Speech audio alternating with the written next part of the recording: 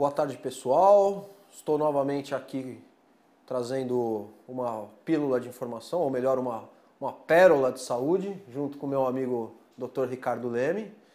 E hoje, o assunto de hoje é medicina da saúde e medicina da doença. Será que existem duas medicinas? Qual a sua opinião, Ricardo? Em primeiro lugar, obrigado mais uma vez de estar aqui, poder estar discutindo assuntos de tanta relevância quanto esse que você levanta, né? E, sem dúvida, eu acredito que, como você mesmo falou na pergunta, né, que muitas vezes já contém a resposta em si, medicina da saúde e medicina da doença são coisas completamente diferentes. E eu acho que cada vez mais, conforme a consciência da população do nosso país se desenvolver, isso vai ficar mais claro para todos e até mais útil para a nossa população, né? A medicina, quando a gente fala em medicina da doença, o próprio nome está dizendo, é uma medicina que enfoca a doença. Quando a gente fala em medicina da saúde, pelo contrário, a gente está enfocando a saúde. Na medicina da doença, a gente tem duas possibilidades. A medicina que é curativa e cura o quê? Doença. E a medicina que é preventiva, previne o quê? Doença. Então, mesmo a medicina preventiva é uma medicina que enfoca a doença. Agora, por outro lado, isso que você fala e chama de medicina da saúde. O que é uma medicina que faça saúde? Né? Tem dois enfoques também. Um é a de a promoção da saúde, promover saúde. E o segundo é a preservação da saúde. Nesse sentido, tem até um termo consagrado na literatura, que é a proposta salutogênica, onde o médico vai agir sobre a saúde, a promoção e a preservação, e a perspectiva patogênica, onde o médico interfere sobre a doença em si. Então, se uma pessoa já tem a doença, quem atua é a medicina da saúde ou a da doença? Tem como atuar através da medicina da saúde na doença? Sem dúvida nenhuma. E esse é um ponto importante, porque a gente não pode dizer que uma não serve para nada. Elas devem funcionar de forma integrada.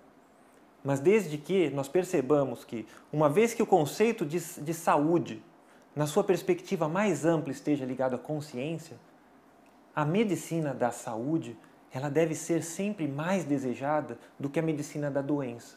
Porque quando existe a doença, a gente já está trabalhando sobre algo consolidado. E quando existe a saúde, uma vez que a gente a promove, a gente se afasta da possibilidade do adoecer e todos os gastos que ela pode gerar para a sociedade. Mesmo em grandes esferas, como a esfera do governamental.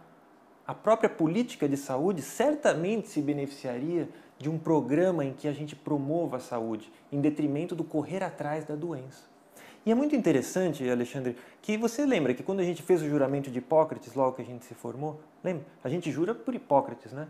E o próprio aforisma do Hipócrates nos lembra isso. Porque um dos primeiros aforismos no livro dele diz respeito a como o médico deve tratar e se aproximar do doente. E o Hipócrates fala assim: seja o teu medicamento o teu alimento, e seja o seu alimento o seu medicamento.